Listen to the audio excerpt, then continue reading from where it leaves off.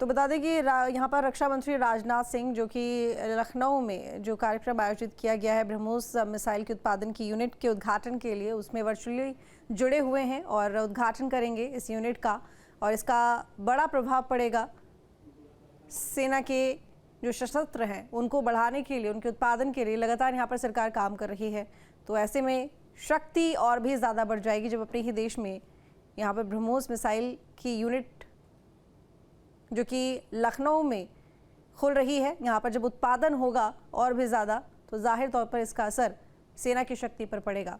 BrahMos missile जिसकी अपनी कई खासियतें हैं और इसकी मारक क्षमता लगभग 400 किलोमीटर की है, और वहीं फाइट एंड फॉरगेट की जो रणनीति है, जो तकनीक है, उस पर ये ब्रह्मोस मिसाइल काम करती है। तो देखिए वर्चुअली उद्घाटन किया जा रहा है और रक्षा मंत्री राजनाथ सिंह ऐसा गौरवशाली पल जो आने वाली पीढ़ियों को युगों युगों तक प्रेरणा देगा, विकसित भारत का मार्ग प्रशस्त करेगा। बहुत बहुत आभार माननीय रक्षा मंत्री महोदय एवं उत्तर प्रदेश के माननीय मुख्यमंत्री महोदय का। देवी और सज्जनों,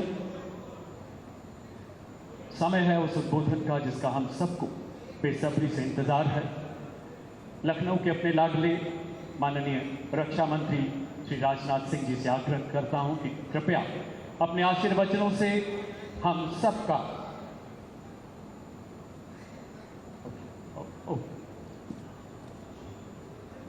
उत्तर प्रदेश के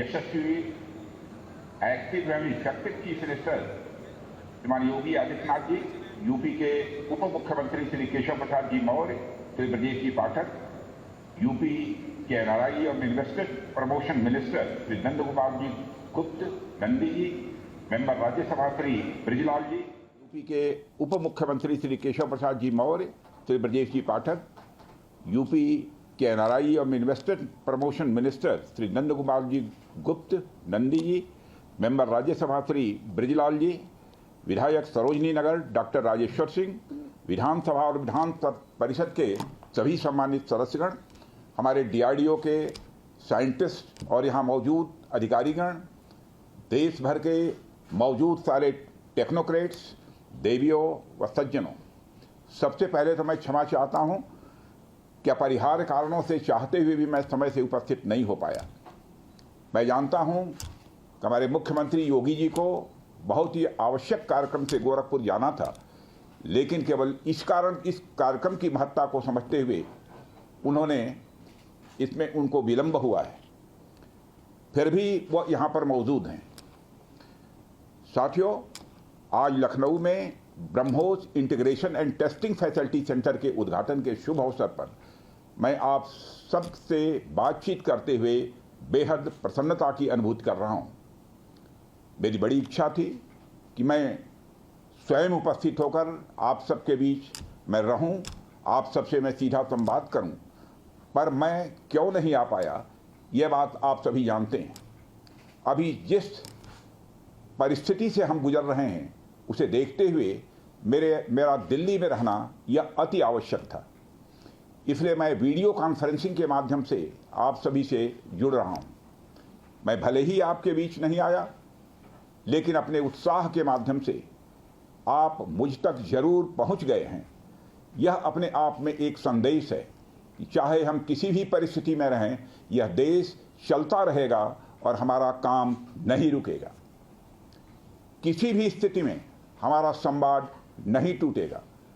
साथियों, आज का दिन हमारे शहर लखनऊ और हमारे राज्य उत्तर प्रदेश और हमारे पूरे देश के लिए एक ऐतिहासिक दिन है।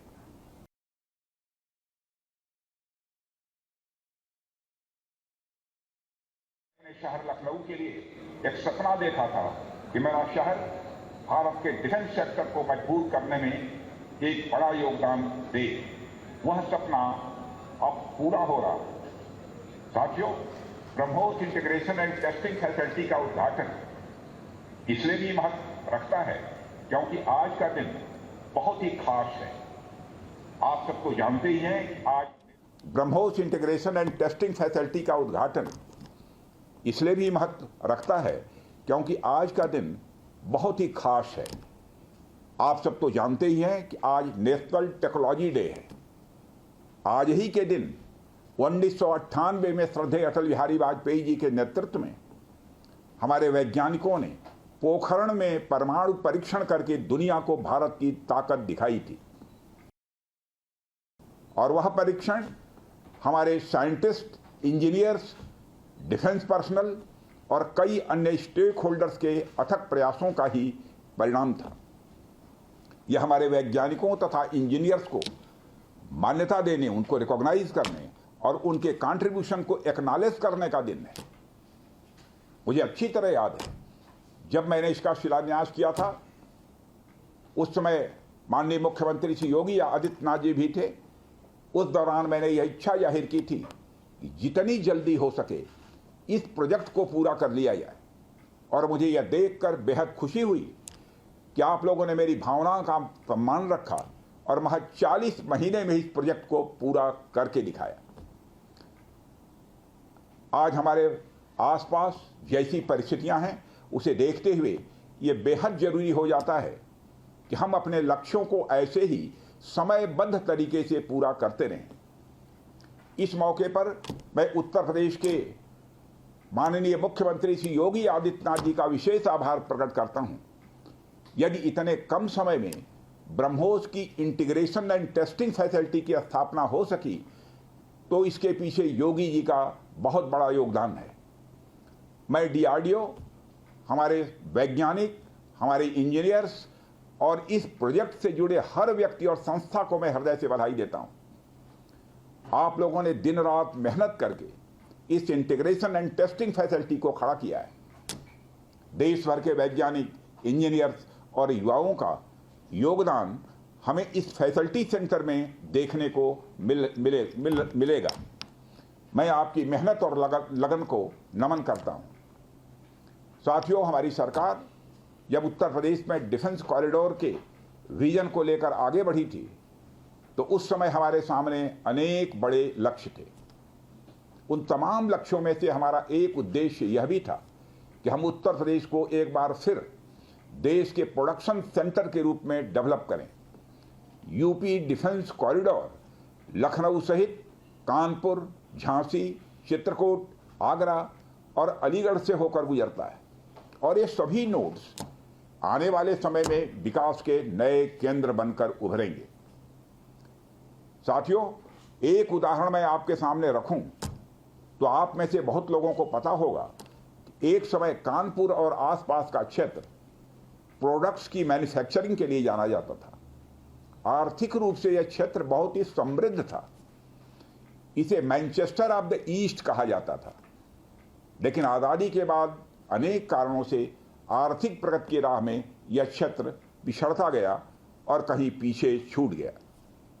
मैं उन कारणों में तो नहीं जाना चाहूँगा, पर कहना यह चाहता हूँ कि यूपी डिफेंस कॉरिडोर के निर्माण के बाद यह क्षेत्र फिर से एक बार अपने पुराने वैभव को प्राप्त करने की ओर आगे बढ़ चला है।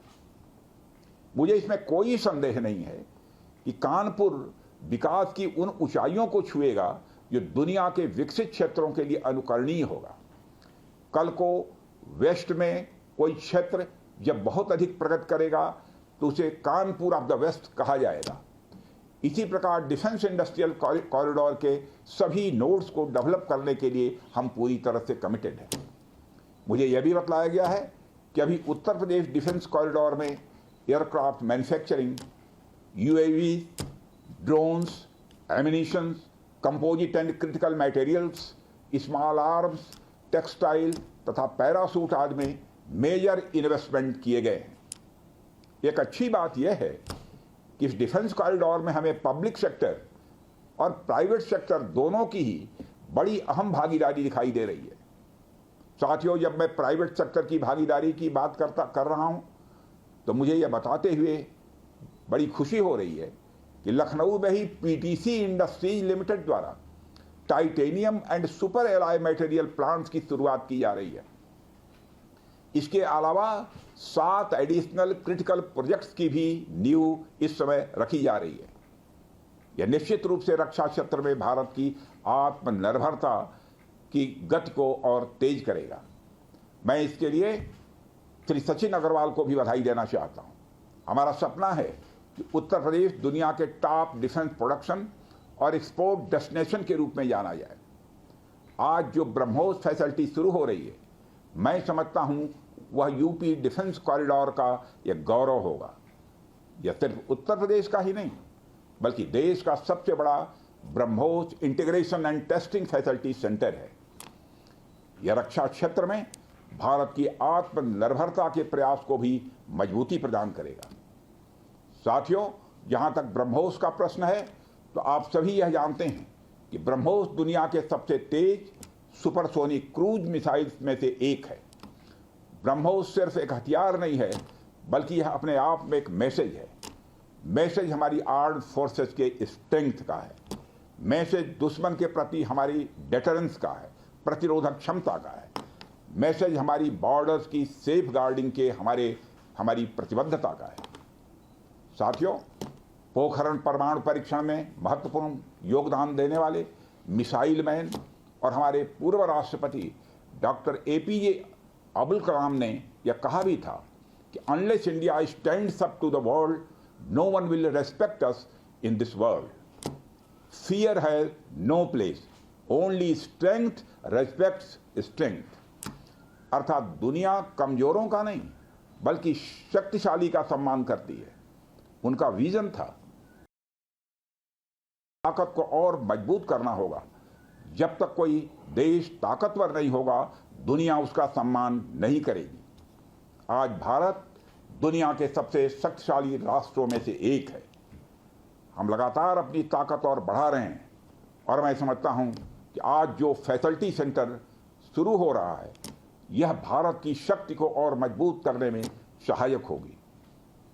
साथियों, यह केवल एक फैक्ट्री का उद्घाटन भर नहीं है, बल्कि मैं समझता हूं कि रक्षा क्षेत्र में भारत की आत्मनिर्भरता की दिशा में एक बहुत बड़ा कदम है।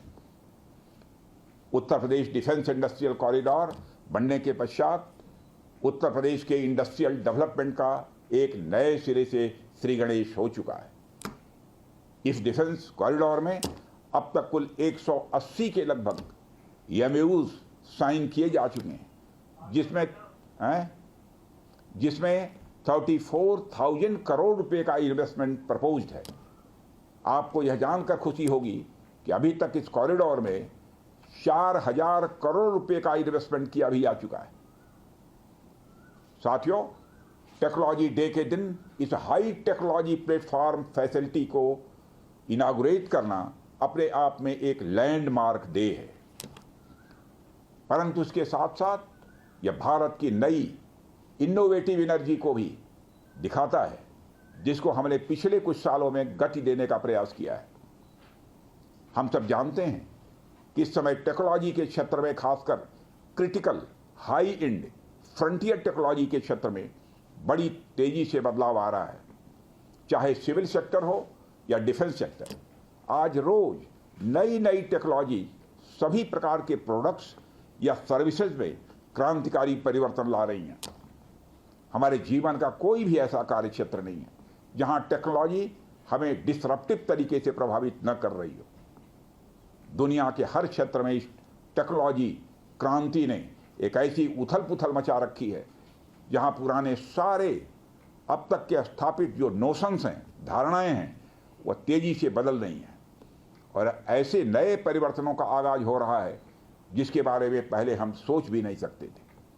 ऐसे में नेशनल टेक्नोलॉजी डे एक खास महत्व रखता है, और इस खास दिन पर डिफेंस के क्षेत्र में एक हाई टेक्नोलॉजी फैसिलिटी को उद्घाटन करना मेरे, आपके और हम सब के लिए एक गौरव का विषय है।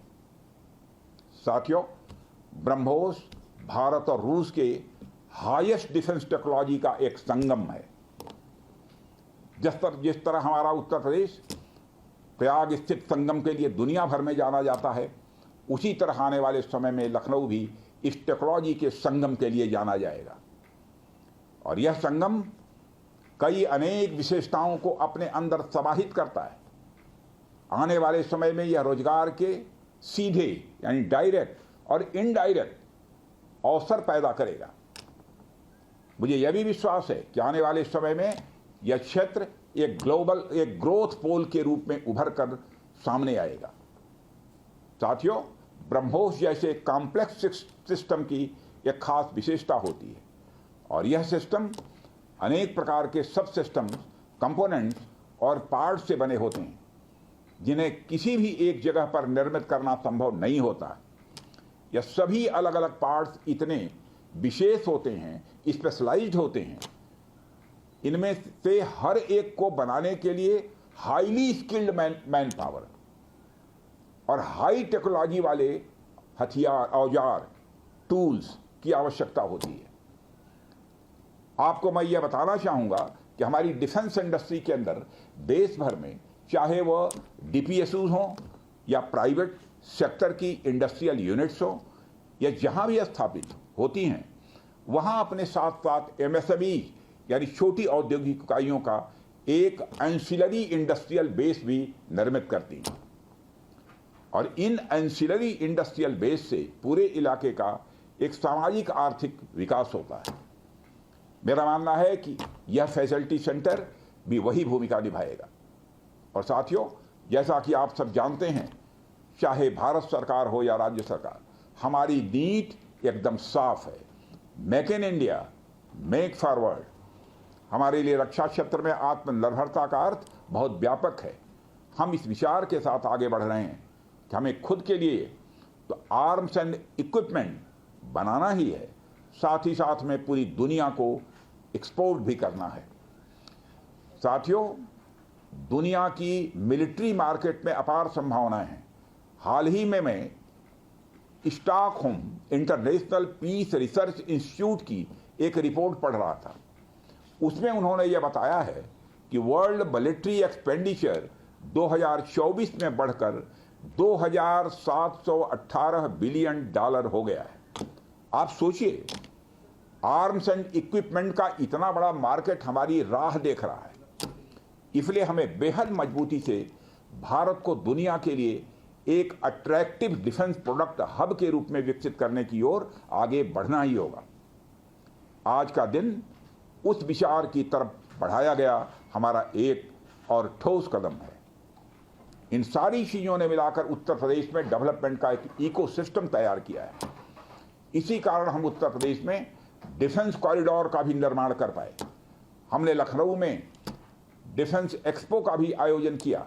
हमने डीआरडीओ के टेस्टिंग सेंटर DTTC की भी स्थापना की और आज जिस ब्रह्मोस फैसिलिटी का उद्घाटन यहाँ हो रहा है, इस फैसिलिटी की शुरुआत से ही लगभग 500 डायरेक्ट और 1000 इनडायरेक्ट रोजगार सृजित होंगे। यह भी कहीं न कहीं उस इकोसिस्टम के कारण ही संभव हो पाया है जो श्री योगी आदित्यनाथ जी ने यहाँ डेवलप किया है। यानी हमारी डबल इंजन की सरकार उत्तर प्रदेश में खेल से लेकर खेत तक, कल्चर से लेकर कनेक्टिविटी तक, पुलिस से लेकर पॉलिसी तक और टेक्नोलॉजी से लेकर टूरिज्म तक हर क्षेत्र में विकास कर रही है। इसलिए मैं उत्तर प्रदेश सरकार को पुनः बधाई देता हूं। हर तरीके से उत्तर प्रदेश और भारत के डेवलपमेंट को लेकर हमारा संकल्प, हमारा समर्पण और हमारी प्रतिबद्धता और भी मजबूत होती जा रही है। साथियों, 11 मई को पोखरण से जो आत्मविश्वास प्रारंभ हुआ था, आज लखनऊ में वह और मजबूत हो रहा है। साथियों, अपनी बात समाप्त करने के पहले मैं कहना चाहता हूं कि जिन भारत विरोधी और आतंकी संगठनों ने भारत माता के मस्तक पर हमला करके कई परिवारों के सिंदूर मिटाए थे, उन्हें भारतीय सेना ने ऑपरेशन सिंदूर के माध्यम से इंसाफ दिलाने का काम किया है और इसके लिए आज सारा देश भारतीय सेनाओं का अभिनंदन कर रहा है। ऑपरेशन सिंदूर सिर्फ एक सैन्य कार्रवाई भर नहीं है, बल्कि भारत की राजनैतिक, सामाजिक और सामरिक इच्छा शक्ति का प्रतीक है।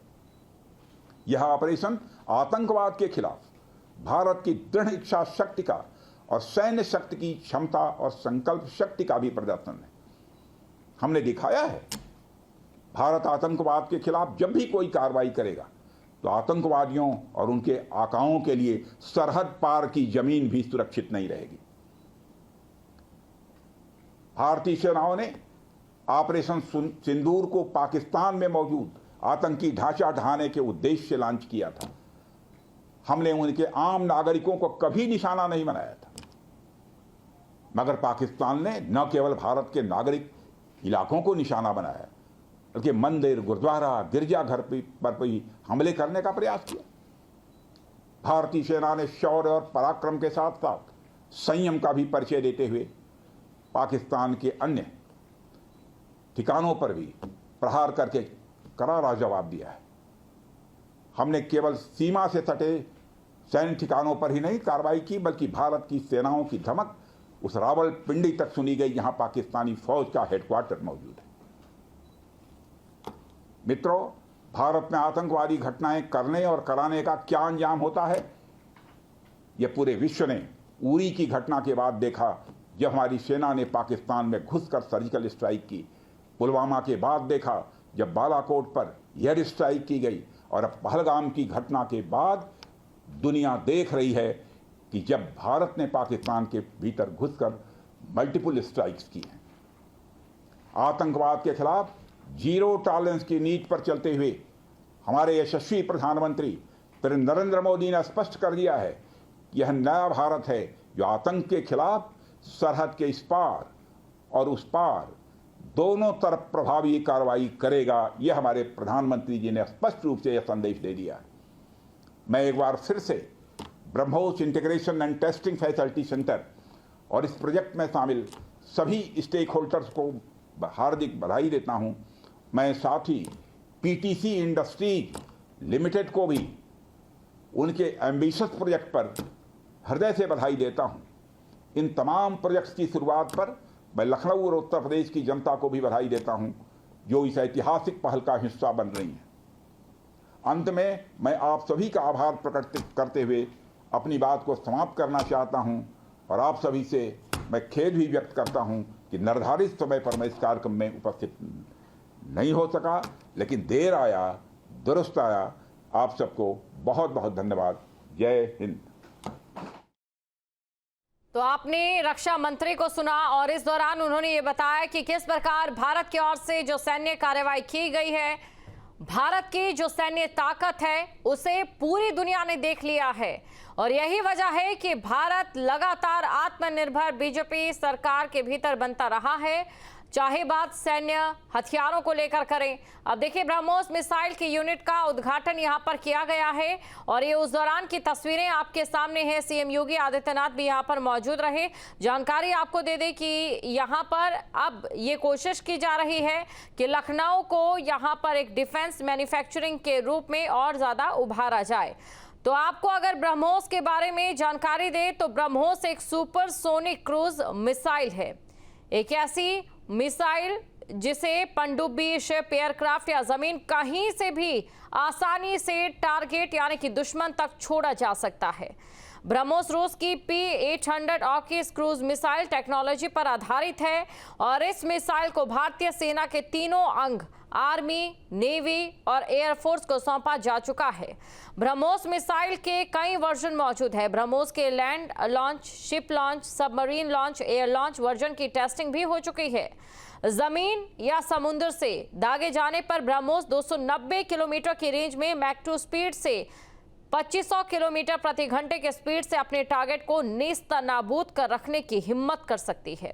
पनडुब्बी से ब्रह्मोस मिसाइल को पानी के अंदर से 40 से 50 मीटर की गहराई से भी छोड़ा जा सकता है। तो ये ब्रह्मोस की ताकत है। और देखिए, अगर बात लखनऊ में की जाए तो लखनऊ से एक डिफेंस इंडस्ट्रियल कॉरिडोर से 1 लाख लोगों को नौकरी देने का टारगेट भी है। आपको ये जानकारी दे दें, 2018 में पीएम मोदी ने उत्तर प्रदेश डिफेंस इंडस्ट्री कॉरिडोर की नींव रखी थी, और इस परियोजना का उद्देश्य 50,000 करोड़ रुपए के निवेश को आकर्षित करना, 1 लाख से अधिक लोगों को रोजगार देना है। 4,000 एकड़ भूमि की इस परियोजना में नई चिन्हित की गई है।